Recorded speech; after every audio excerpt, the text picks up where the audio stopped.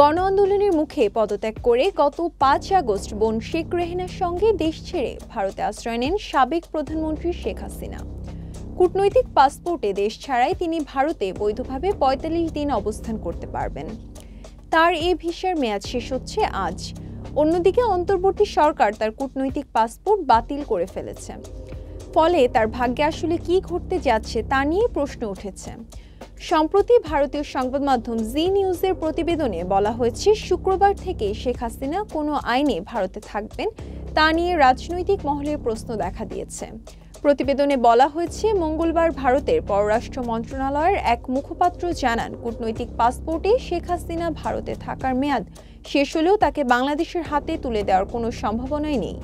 এতে বলা হয়েছে, কোনো কোনো মহলের ধারণা হয়তো শেখ হাসিনাকে তিব্বতের ধর্মগুরু দলাই লামার মতো সাময়িকভাবে রাজনৈতিক আশ্রয় দেওয়া হতে পারে।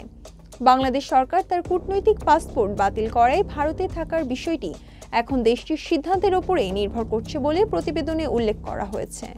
সম্প্রতি অন্তর্বর্তী সরকারের প্রধান ডক্টর মোহাম্মদ ইউনূস ভারতীয় বার্তা সংস্থা প্রেস ট্রাস্ট অফ ইন্ডিয়াকে একটি দীর্ঘ সাক্ষাৎকার দেন।